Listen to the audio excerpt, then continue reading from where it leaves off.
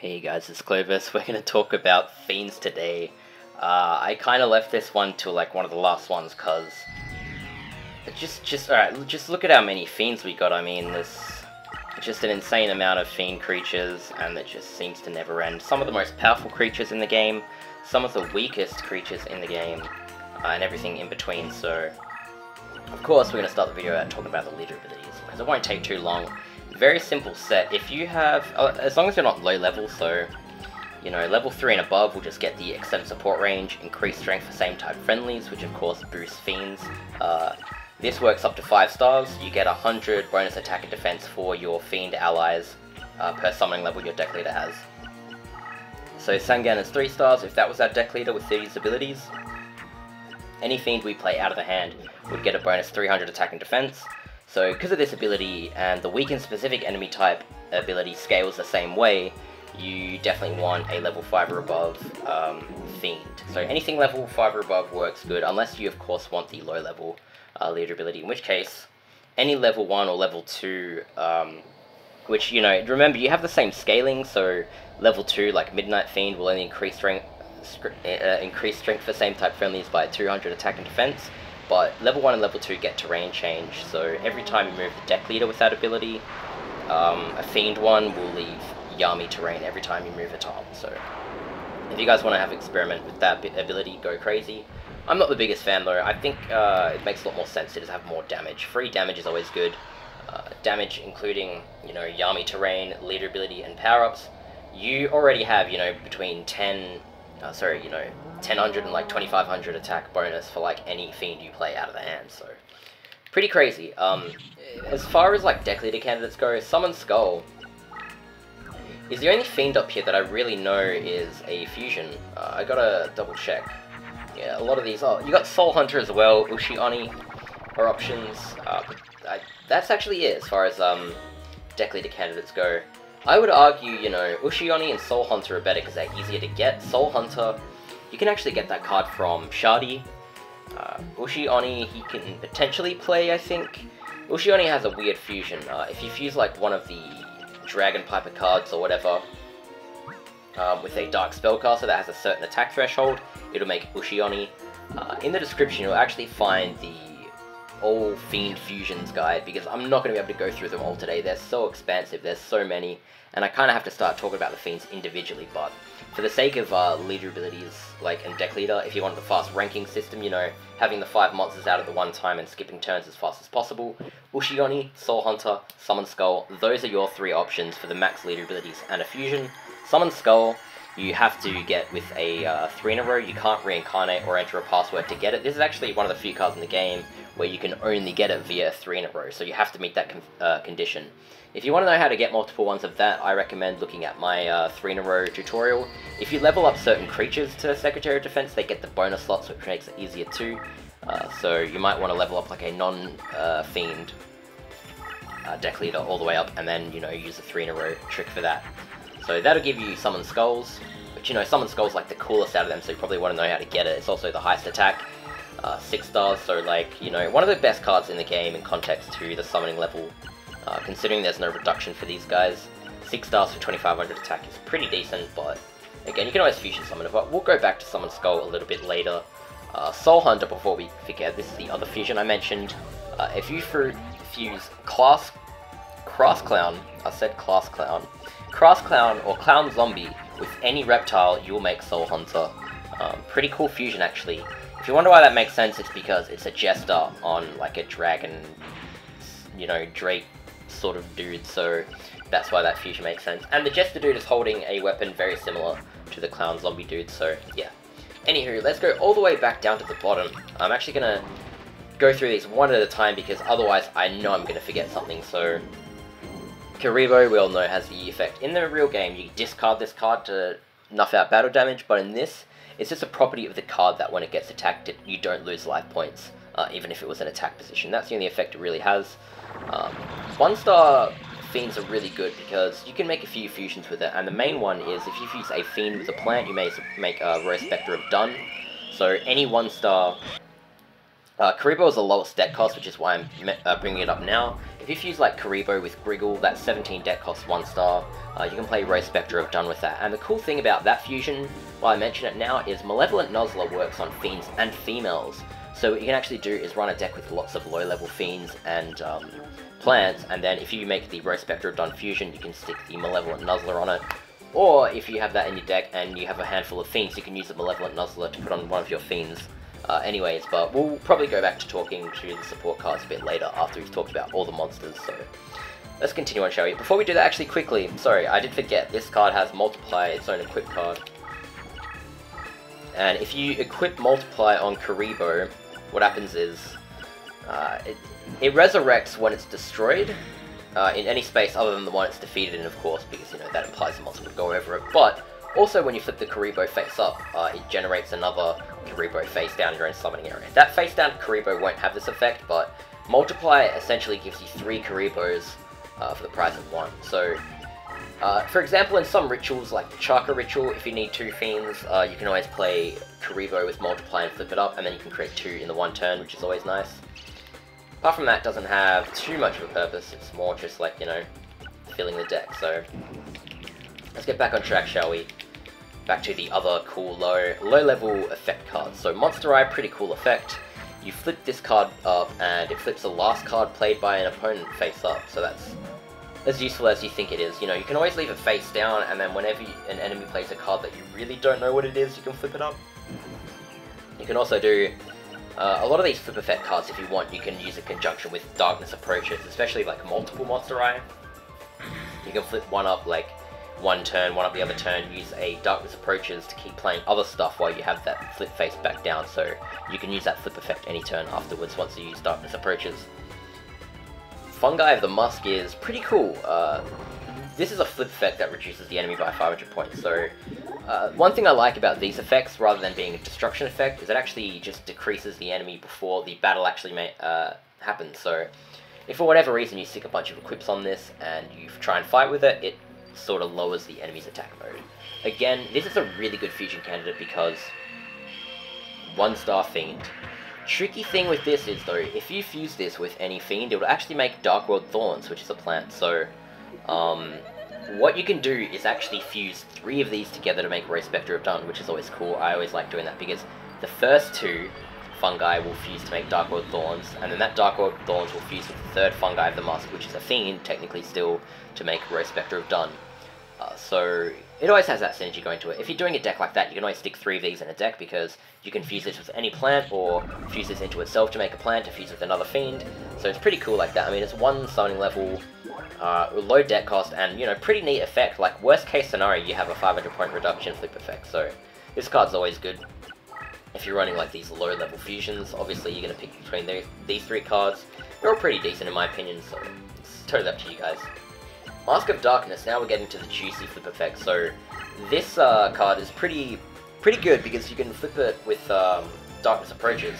You flip Darkness Approaches back face down to flip this back face down, and then you flip this up and you can revive Darkness Approaches to flip it back face down. But the important thing about that is you can just revive that every single turn with Mask of Darkness and then use that in conjunction with all your other flip effects. So say if you have all these other flip effects out in the field, Mask of Darkness you flip up to revive the Darkness Approaches, next turn you flip up the Darkness Approaches to flip everything you have face down. You can reuse a Mask of Darkness to infinitely loop that, but also all of your other cards will be able to flip face down so you can use them face up. Just with this 1 card reviving the Darkness Approaches, you can abuse all these multiple flip effects. Mask of Darkness is also required to summon the Mask of Shine and Dark. I'll try and include that in the description, but I just thought I'd quickly mention that because that is something, it is a property about this card.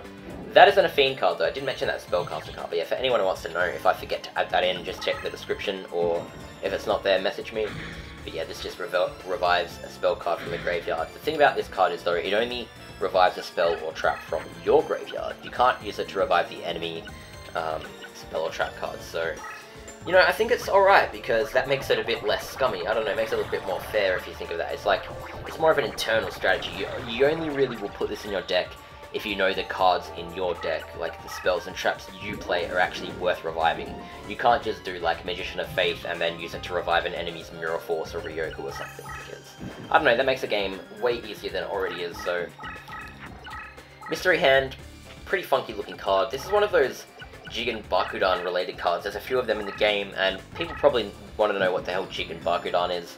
It's some pyro card where when you flip it face up, after 3 turns it blows everything up around it. So the purpose of that card is to do that, and then on the last turn you flip this up and teleport it by. It's a crap strategy. I'm not going to focus too much about it, and we'll talk probably more about Jigen Bakudan when we get to the pyros, so yeah. There's nothing really to mark about this card. It's basically, there's no reason to put this in your deck over like Mask of Darkness or even any of these other like, Midnight Fiend, pretty useful in a burn strategy. This increases all damage to life points by 100 points. And that's not just battle, that's the damage cards as well. That's pretty much every property that counts as a damage. So costs such as the Hourglass cards won't actually count because they're manual costs, but all the damage values will count. So the important thing is, if you have, say, I know it doesn't sound like too much, but we'll talk about another card that has a similar effect later. If you have 3 of these face up in defense mode, Sparks now does 350 damage instead of 50. Doesn't seem that impressive, but you know, if you play 3 Sparks, that's 1000 damage instead of 150, so you know, it does add up. That's literally 7 times. Like, if you have 3 of these face up in defense, then Sparks is 7 times as efficient, and you know, Hinotama is 4 times as efficient, blah blah blah blah blah. So these are always handy in those strategies. So again, we'll mention a card in a little bit that actually, you know, has the same effect better. I'm not going to talk too much about these effectless low-level fiends because they're just as viable as any other of these fusions, or any of these other low-level fiends for fusions, except they don't have effect. So you probably just want to use something that has an effect over it. They're like all of these cards, even Mystery Hand. Like, there's no reason to have Madjinn Gunn over Mystery Hand. Madjinn Gunn is pretty crap. So yeah, Candle of Fate, this has an effect that's similar to Perfectly Ultimate Great Moth. This isn't really like, I don't know why more people don't talk about this card, or because it's like, people think the Perfectly Ultimate Great Moth effect is really devastating, which it kind of is in this game, for multiple reasons, which, you know, maybe we'll talk about another time. Candle of Fate though, you can play this out of the hand. It's 2 summoning level, so you're guaranteed to be able to play it on the first turn.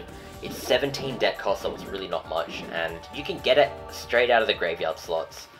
If Panic ever plays this in face-up defense mode, he can really mess you up, but if he does play it and you manage to kill it quickly and then defeat him, you can get that from the graveyard slots. And even if you use like 3 Candle of Fate, you can destroy most of the opponents like, pretty effortlessly. So this is always a nice card to have that. It's also good to have these like effects, like where the enemy really want to destroy that card. If you have it on like a low attack, low defense card, you can stick it on a crush tile, which is always nice. And then, you know, I don't know, even if you want to put Ika Boons or something around it. And I mean, it's not like Fiends don't have that synergy already, because with the Fiend and Plant synergy, you can always use like Dark Plant to create the crush cards on the field, or crush terrain. And if you really wanted, it's a really high deck cost, but you can use the Crush card and equip on a lot of these cards, so if they try and kill a card like Candle of Fate by battle, they get destroyed anyways. Metabat, I don't particularly think this card is that fantastic compared to all the other effect cards, of course, but this card has a big eyeball in it, so that looks cool. I don't know, I always like the eye-themed cards. You've got stuff like Metabat, Chakra, and, you know, even stuff like Neck Hunter. Big Eye, all those like eye-themed cards, I really like them, so if you're going to include like a low-level Fiend that isn't an effect monster, I don't know, I'd go for this one because it looks cool. I don't know, I just think it looks really nice. Those like, the Millennium Eye and the Eye of Truth and all those things in Yu-Gi-Oh! Are very nostalgic, so yeah. Embryonic Beast, now this effect I wouldn't pick over any of the other ones. If you flip this face up in defense position, after 3 turns this card turns into Ryu-Kishin.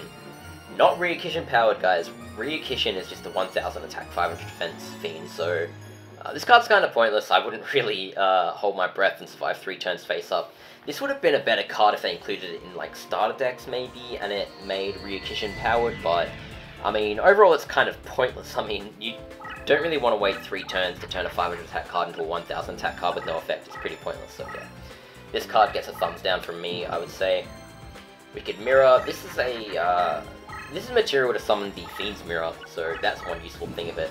Mirror cards have like some interesting properties. I think they usually give like some fusion synergy, but again, you'll have to refer to that fusion video because most of them, when I did them, I forgot all the niche lower level stuff, so yeah, I recommend having a look at that video, because I'm not 100% sure what you can actually fuse with Wicked Mirror, if it makes anything ridiculous, so.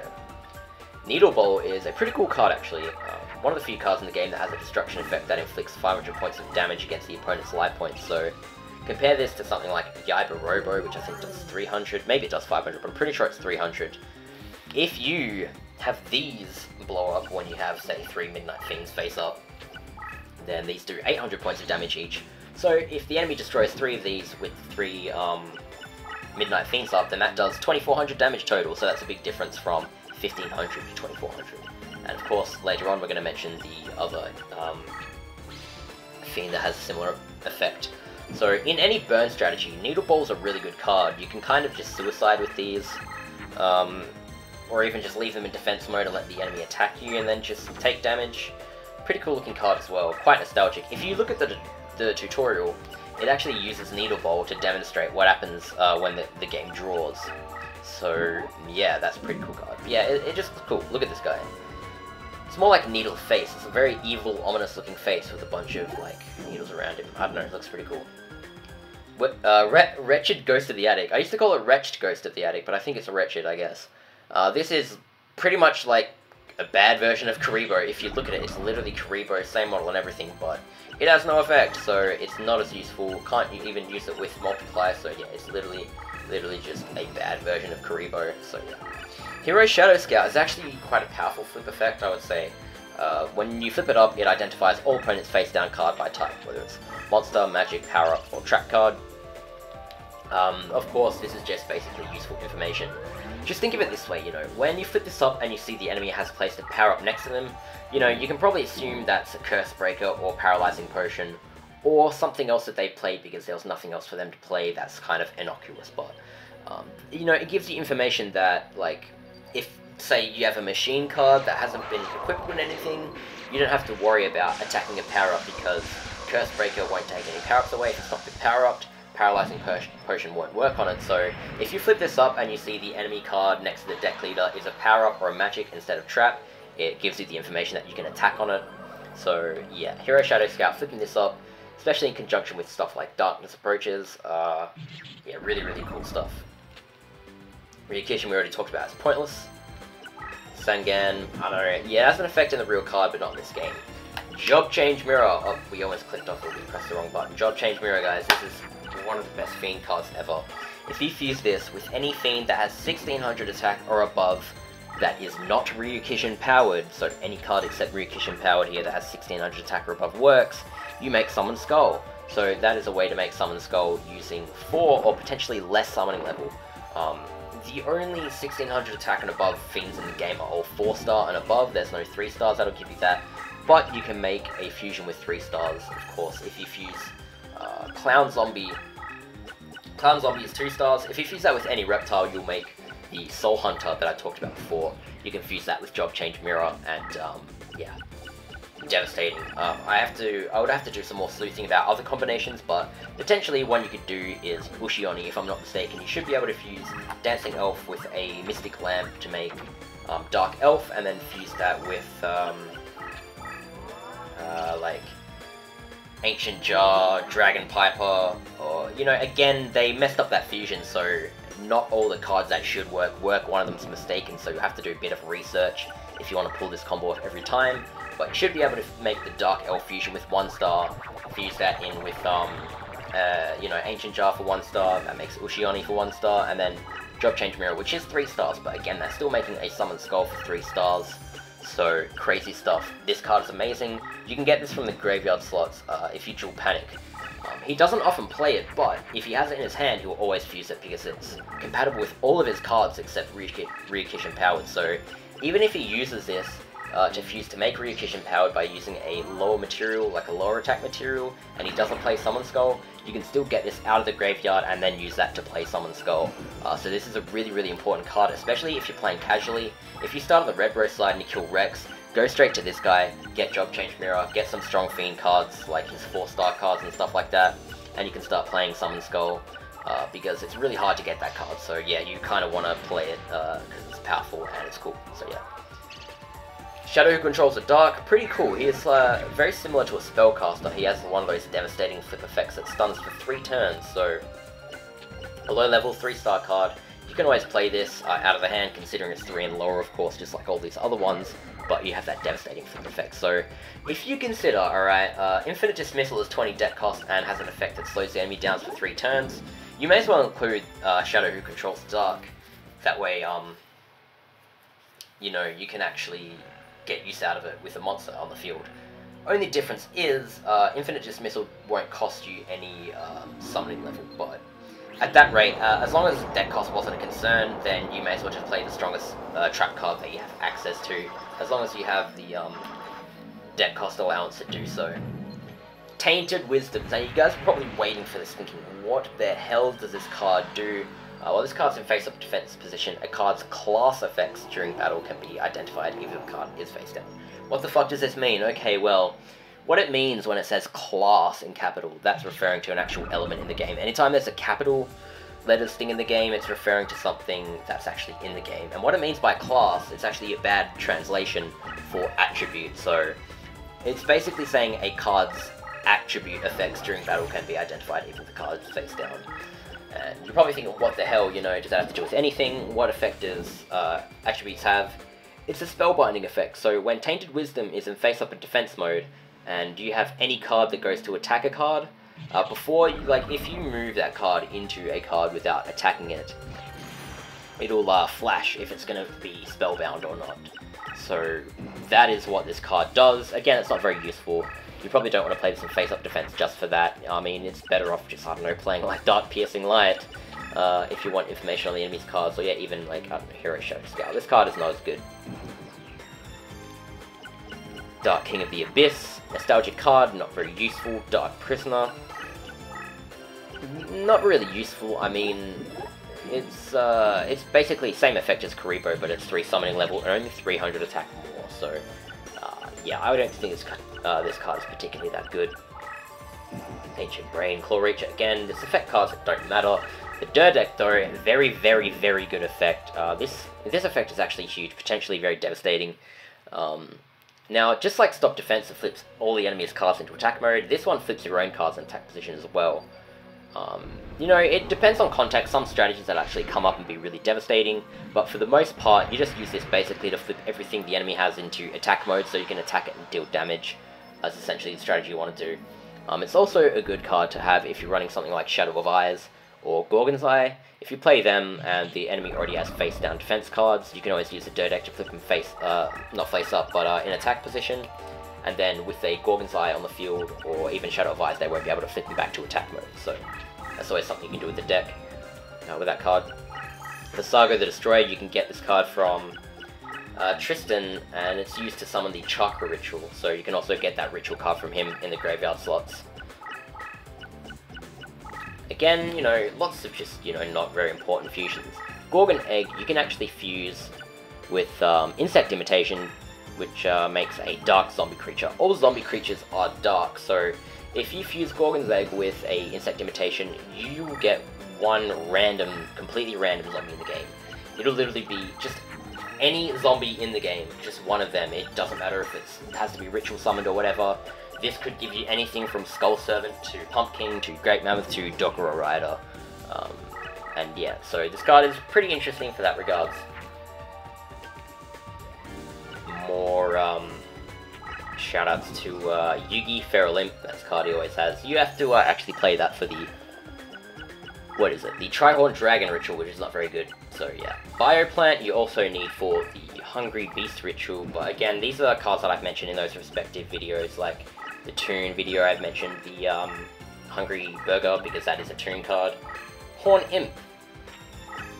This is another Chicken Bucket card. Without that card, this card's essentially useless. It does look kind of cool though, and it's got a horn, so you can use it with Horned Unicorn, but we'll talk about that later. Castle of Dark Illusions. This is a really important one. You can fit this in all Fiend decks, in my opinion. It's 4 stars, so you can play it from the first turn. After the first turn, I think it actually loses its effectiveness, if you ask me, because you're probably going to want to be playing like stronger Fiend cards instead of this. But yeah, playing this face-up in defense mode when you already have like the leader ability and Yami advantage stacks your advantage up to like 1500 attack and defense bonus, so this just kind of adds insult to injury really. The important thing about nature effects is they can't be dispelled, so if the enemy plays something like Magical Neutralizing Force Field or tries and hits you with Curse Breaker, but you have like Castle of Dark Illusions and the leader ability in Yami, then you know, they can't actually dispel it, so that's why it's really good. Again, more kind of pointless cards. I did mention Crass Clown is useful for the Soul Hunter fusion, but in that case, you probably want to do Clown Zombie because that's 2 stars and this is 4. So if you run Clown Zombie, so I've got hiccups. If you run Clown Zombie, then you can just play those fusions for 2 stars potentially. I need a drink.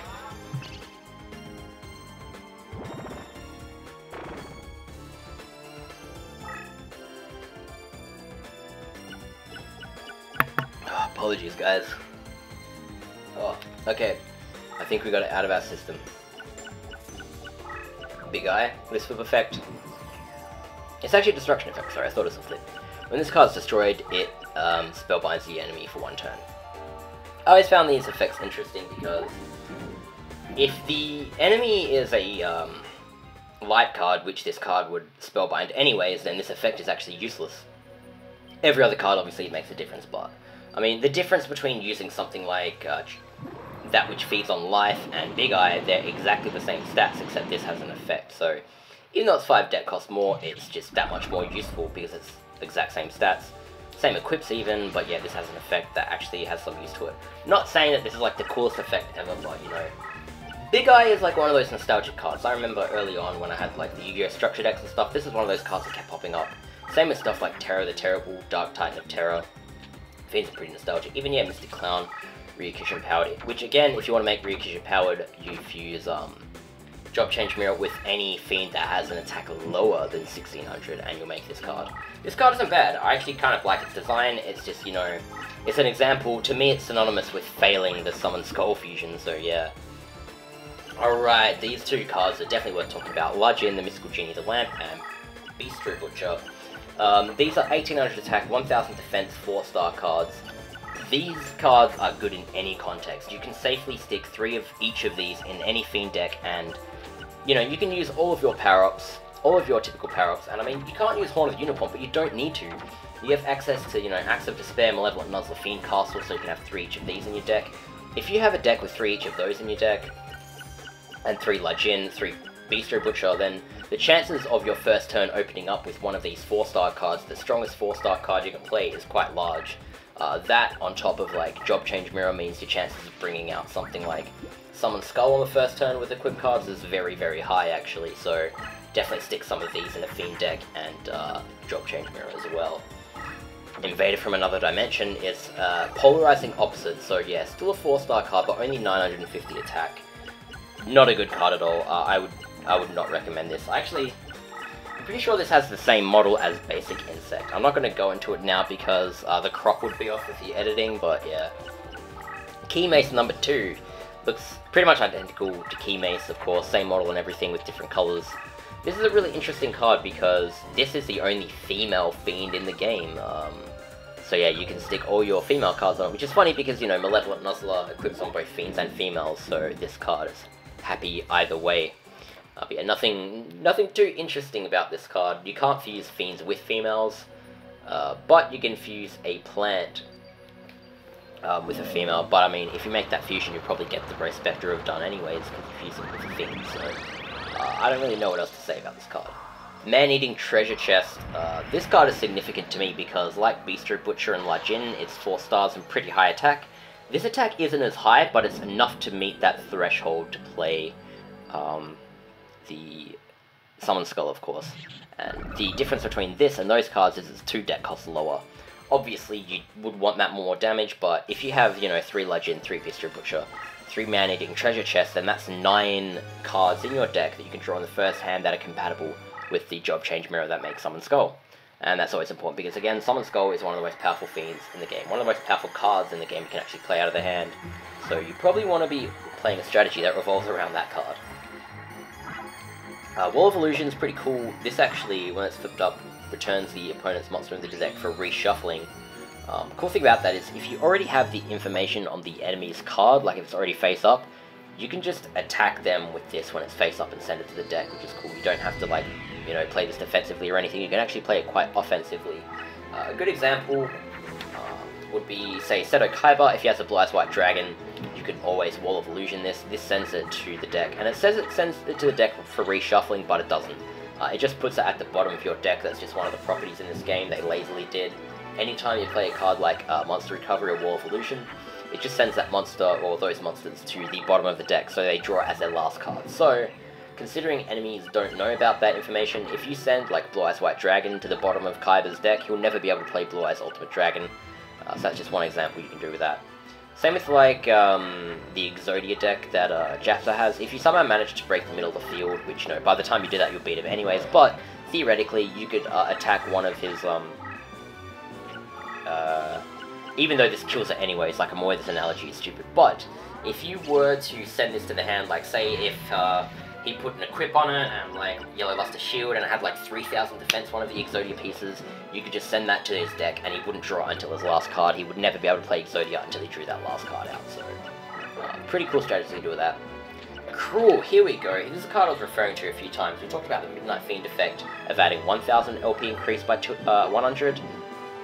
This does 200 points. I kind of messed up my wording there. I'm like half an hour into the video of rambling, so yeah. This is insane. If you have 3 of these cards in face-up defense mode, this increases all damage values by 600, and this shit adds up. You only have 4,000, so like, between 3 Tremendous Fires, that turns, you know, 3,000 damage into 4,800, like, it's just absurd. If you consider that with Sparks, that turns 50 damage into 650. You can literally kill someone by playing 3 Yukazis, 3 Hunatamas, and a couple Sparks if you have 3 face-up Cruels in defense mode, which normally, you know, that would barely even halve someone's life points, but if you actually know about the Cruel starter deck, it actually has cards such as Sparks and Hunotama. The point of that deck is to actually duplicate this. One of the strategies you can do, of course, is to just, you know, play a bunch of these in face-up defense mode and burn your opponent down and do a lot of damage, so this card is awesome. I really like it. It's very nostalgic for me because this was actually the deck leader of the first deck I ever played this game with. So, you know, when I saw this, I had to pick it because it was a Fiend. I like Summon Skull and all those Fiend cards, so I just had to pick this deck, and I'm kind of glad I did. It's a very challenging starter deck, but look, that's a different discussion. We're just talking about the Fiends here now, so interesting property about this as well. I talked about a lot of, like, Crush strategy with Fiends. You can put this on the Crush and face-up defense, and they can't really kill it, so you can just stick these up defensively in front of you if you surround yourself with Crush and these cards, and just activate your burn spells. And it's pretty hard for the enemy to break through, especially the AI, they're never going to break through it. Reaper of the Cards is technically also pretty good on Crush. Of course, you will have to worry about like leader abilities, power-ups, and even Castle of Dark Illusions, but this is like the strongest card in the game that can attack without triggering an opponent's trap, and that's important, even though it's 5 stars, which 1380 attack isn't really that good with that. You can always stick equips on this, and, you know, your leader abilities and terrain will always bump this up significantly, so even without sticking equips on it, and without the Castle of Dark Illusions, this attack is already 2380 if you have the leader ability and field bonus, so that's not too bad. It doesn't really work in conjunction with like some Skull Fusions and stuff like that, but it's still a cool card. It looks fucking awesome, and yeah, it attacks through traps, so any monster like, any enemy that, you know, plays a lot of traps, not just Pegasus, but, you know, Panic, use this card against them if you have it, and it's extremely, extremely good. King of Yamimakai, you can get this card pretty much as many times as possible from Panic. It's its deck leader, so every time you defeat him, this will appear in the graveyard slot. So if you guys want this card, just dual Panic, and you have a chance to get it every single time. You actually have 3 chances to get it every single time, actually, if you consider each slot real. But this card's actually pretty good. It's 2000 attack for 5 stars. I know it's not a fusion, but it's not bad, you know. It's actually the most powerful 5-star card that's a Fiend. You compare that to something like, yeah, Barox or Reaper of the Cards, 1380. There's no reason to really play Barox when, you know, you've got Reaper of the Cards in the game. Reaper of the Cards is a significantly higher deck cost, but, you know, why play Barox when you can just play something with more attack damage for 4 stars? You know, you've got, as I mentioned, Bistro Butcher and Madjinn. There's literally no reason to play Barox when you have those cards. This is compatible with Horn of the Unicorn, but again, as I said, you don't need it when you can have 3 Acts of Despair, 3 Malevolent Nuzzler, 3 Fiend Castle, Dark Energy, even if you really, really wanted to. So, Don't play Barox, guys. If you want, you know, any powerful Fiend, you know, just add King of Yamimakai, that's a way better 5-star Fiend. Not that much higher deck cost, and for lower, you know, lower summoning level, higher attack, you've got Madjinn and Beast Butcher. Way higher attack, lower summoning level, even lower deck cost in this card, and those factors just kind of make this card completely obsolete, so. Same as Dark Chimera. I mean, there's no point to play this when you can just play Man-Eating Treasure Chest. It does look cool, don't get me wrong, but yeah, a lot of these cards, as cool as they look, as amazing as something like Metal Guardian is with its 2150 defense, you wouldn't really be using them primarily to attack when you have better options. There's a lot of 5-star cards that just can't really compete with the 4-star cards here that I'm going through quickly right now. Some of these actually have fusions such as the Whiptail Crow, which again, you'll have to refer to those fusion lists. Baphomet though, this is mega. This effect and Gate Dig effect, two of the most powerful effects in the game. When you flip this up, it increases your summoning power points to maximum level. That's huge because, you know, most of the Fiends and most of the powerful monsters in the game overall are, you know, the higher summoning level stuff, and you don't have reduction for Fiends, so you probably want to use a card like Baphomet or even Gate Dig. If you notice the final boss, the Chakra one, who plays all the really strong cards, he plays cards like Baphomet and Gate Dig so that he has a summoning power to play them, because without them, you would only be able to play one of those cards every 2 to 3 turns. So you definitely want to play cards like Baphomet if you want to bring out, like, filling a deck full of cards like Zoa and, you know, the Kuriboh and stuff like that. It always seems cool, but then you never really have the summoning power to do so. So a combat to that is to get Baphomet. Baphomet is a super cool card, guys. Again, unfortunately it's not at the threshold to make Summon Skull, but you'll be using its effect anyways. So grab some copies. You can actually get copies of this card from Shardy. I'm pretty sure Shardy has this card. Otherwise, just duel the Chakra Final Boss. It's one of the few cards in his deck you can actually get in the graveyard slot, so considering whenever he plays this and flips it up, it's actually pretty likely to get this card and multiple copies of it. I'm a big fan of this card, it looks really cool as well, so yeah. Summon Skull, we already talked about enough. I think 2500 attack, fuse Job Change Mirror with any 1600 attack or above card that is not Ryu-Kishin powered to play this. Otherwise, if you want a hard copy, you have to get a 3 in a row, and every time you do that, it changes a picture from the alternate art back to the original and toggles between them. So if I got another 3 in a row to get this, it would change the picture. Other than that, I cannot actually do anything to change the amount of cards or copies of this card that I have without, you know, trading them to someone theoretically. So yeah, Fiends Mirror, interesting card. Beastly Mirror Ritual is required for this. Again, I'll be sticking, or at least trying to stick, all the rituals and every related card I mentioned in the video in the description, which should have a password. This has a really awesome effect where if you have it in face-up defense, it reduces the opponent's summoning power, like the regeneration, by 1 each turn. So instead of regenerating 3 each turn, the enemy will only regenerate 2. Only problem is, you have to ritual summon this, so by the time you bring this out, it won't even matter anymore. Cool looking card, but the fact is the ritual kind of makes it kind of useless. You won't be summoning this.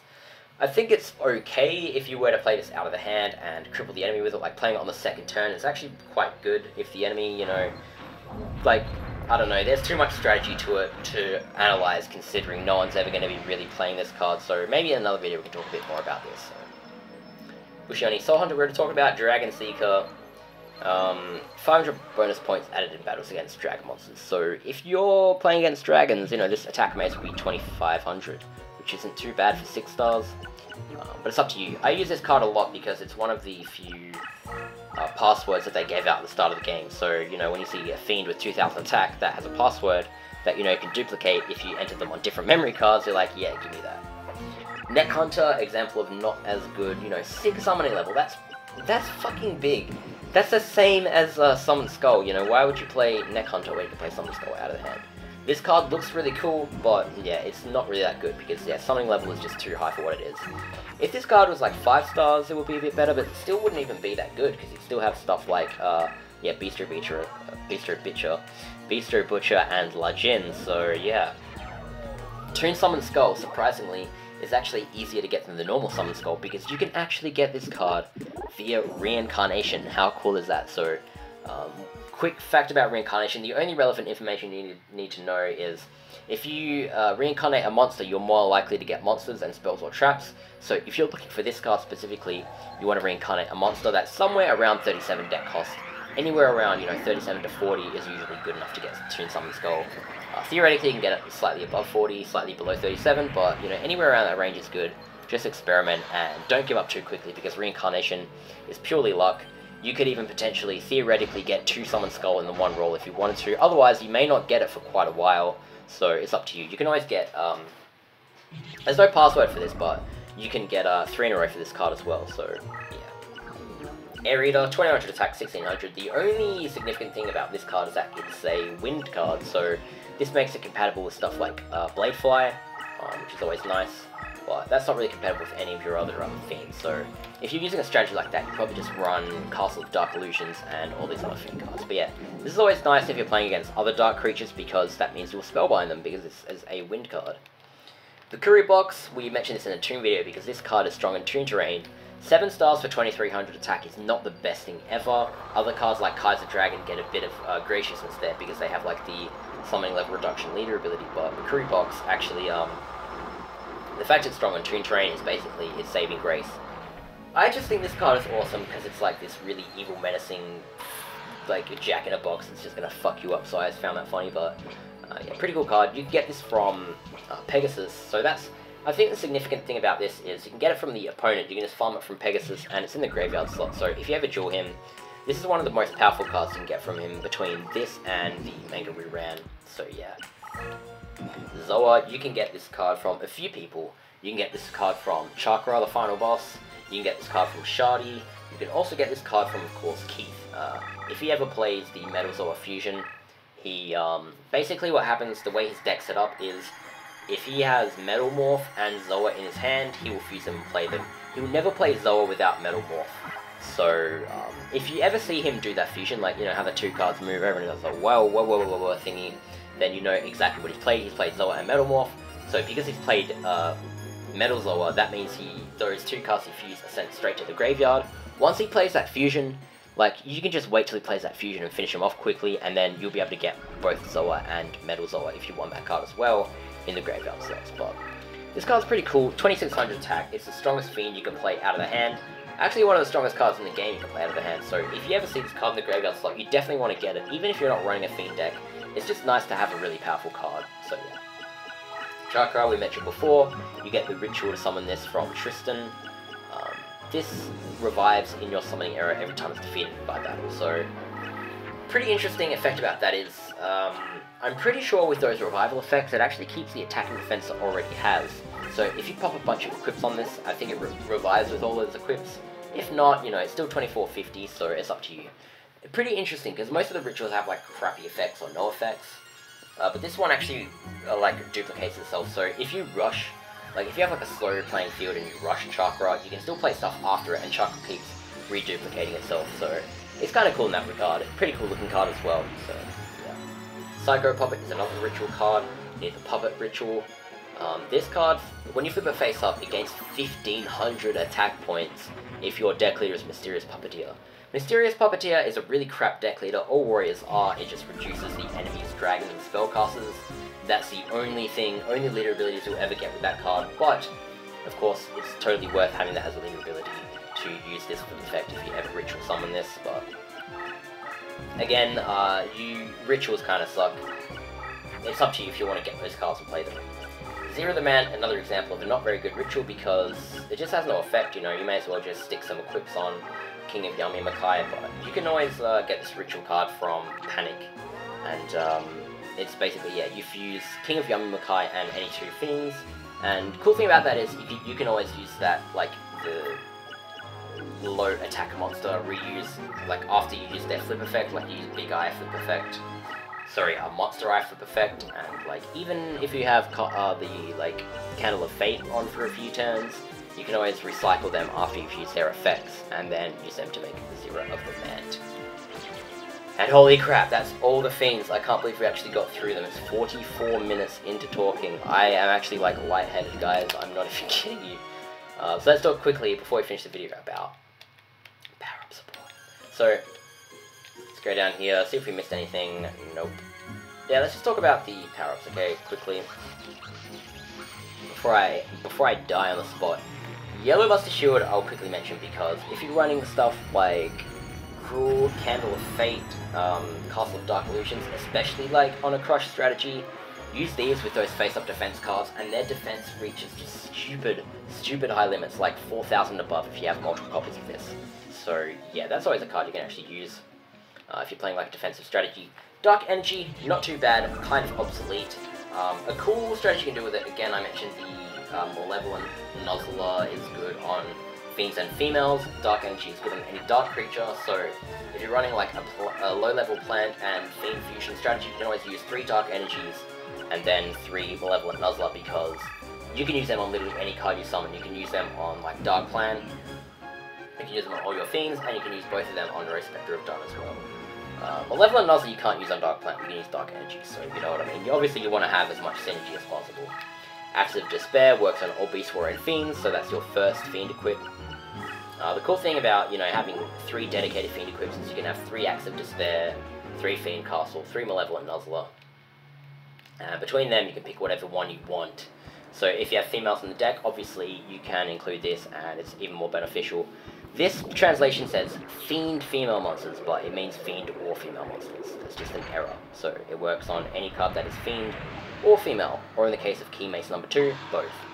Horn of the Unicorn is definitely worth mentioning because a lot of Fiends are horned, and Horn of the Unicorn works on any horned creature that is dark. So stuff like, you know, Zoa, King of Yamimakai, Summon Skull. Most of the more powerful ones actually use Horn of the Unicorn.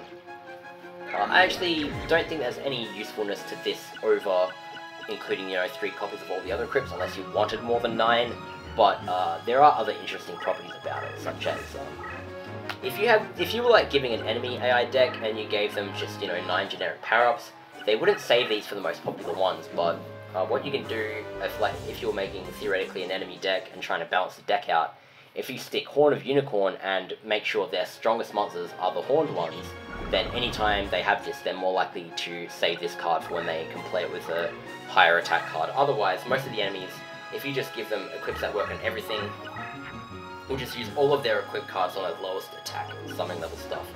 I don't even know why I'm talking about this, because it's not even relevant outside of that scenario, but yeah. Malevolent Nuzzler, of course, I mentioned Fiend Female. So yeah, Malevolent Nuzzler and Fiend Castle. Fiend Castle is Fiends only, so yeah, Fiends. Between Fiend Castle, Malevolent Nuzzler, and Acts of Despair, they're all the equipped cards you really need, but of course, if you want to deviate, if you want to be cool, you can always include, like, Horn of the Unicorn and, yeah, Dark Energy. You also even have access to Megamorph, I guess, if you really want, but also Crush card. It's all the way down at the bottom, so I may as well stop at Yami here. Obviously, that is the only terrain that Strength monsters. I almost called them Strength monsters. I've been playing too much Dota. Fiend monsters all benefit on Yami, so any Fiend deck you obviously want to run some multiple Yamis. You may as well. Fiend terrain advantage is too good to just dismiss, but I mean, I'm not going to talk too much about that because everyone knows why it's good. It's just, you know, gives you the bonus damage and move speed, and here's Crush card. You can always stick this on any real weak. It is very high deck cost, so if your deck cost is high, obviously don't include this, but if you have like a lot of level 1, level 2 Fiends that have a really low deck cost, like overall on the deck, and you can afford to stick some of these in there, I actually really recommend it. It's just like, you know, you have Candle of Fate, you equip it with this, and it destroys all the enemy monsters. If the enemy gets rid of it by killing it with a monster, then they die to the Crush card, so cool. Anyways guys, that's all I'm going to mention for this video. Again, check the description. I'll do my best to stick in like all the passwords to all the related cards and everything, and also the Fiend Fusion video, because that is very important to this video considering I referenced it a few times. So yeah, I hope you guys enjoyed this video, and I'll see you guys in the next one. Sorry it was really long, but that's Fiends for you. There's so many of them, so yeah. See you later guys.